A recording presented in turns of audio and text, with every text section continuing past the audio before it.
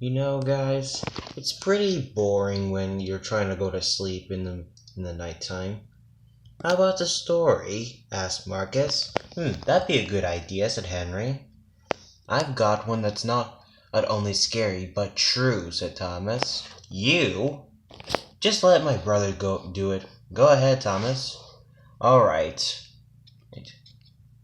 This is a story that takes place back during the war. It was around the time I came to this railway, the same time as Edward did. The government had sent over an engine, known as Melinda. Melinda was the boastfulest engine you could have ever met. And, well, she was rough riding and careless sometimes. But one day she was told to take some gunpowder and explosives to the other railway. I warned her to be careful, but she didn't listen. The rain began to thunder down as she struggled through the rain. But as she neared the border between Vickerstown and Barrow, she bumped violently along the line, which caused one of the ammunition wagons along with her to explode. I was sent with the breakdown crane the next morning to have seen it. It was most horrifying. Exactly 1 year after the fatal accident happened, a signalman at the signal box near the border heard a bell to indicate that there was an engine on its way, and then a ghostly shape of an engine emerged from the mist, whistling thick to burst, but disappeared as soon as it cleared the signal box. As some say, Melinda's ghost haunts the line, rushing past the signal box every misty, rainy night, and fading into the unknown. Thomas finished his story and looked back at the engine, staring at him in awe. Stuff and nonsense, said James. There's no such thing as ghosts.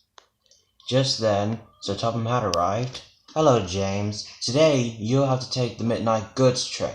Henry here is going to take another train somewhere else tonight. Yes, sir, said James glumly. Then Sir Topham had left.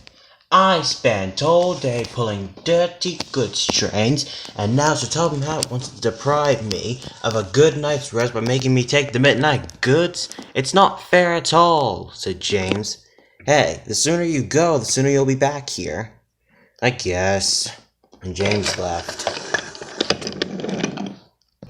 The midnight goods departs outside the big station at 9:45 and reaches Barrow precisely at 12 midnight. The mist had begun to settle in as James slowly backed down onto the train. But Thomas's story played on his mind for a little while. He looked around the yard, but there was no one there. Suddenly, an owl hooted, which almost made James jump off the rails. Being scared of an owl.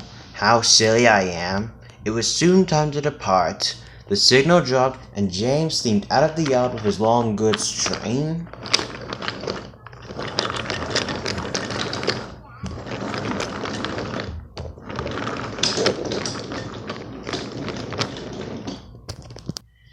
The mist got heavy as James snorted through the valley. But up ahead was a red signal.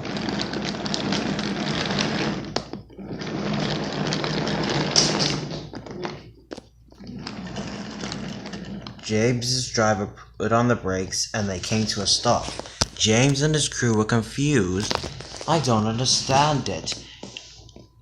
Gordon passed the express long ago. James is the only engine on the line tonight. But he was wrong.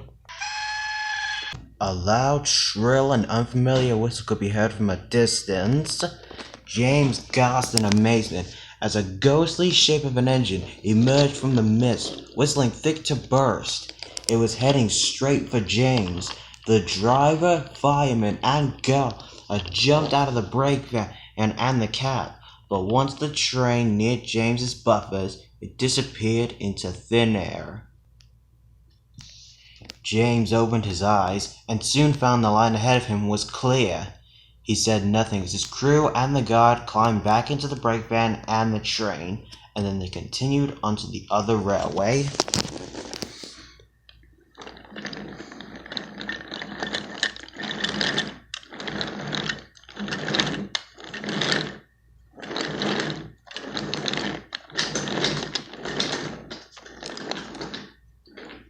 James soon reached Barrow and shuttled the trucks into the yards there.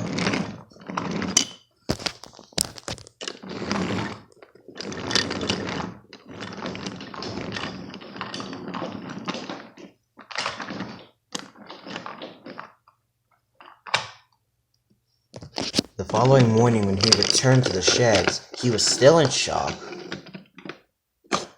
Thomas saw how scared James was, so he comforted him. As the engines left to do their work, Thomas whispered to James in a low, quiet voice, "Don't say I didn't warn you."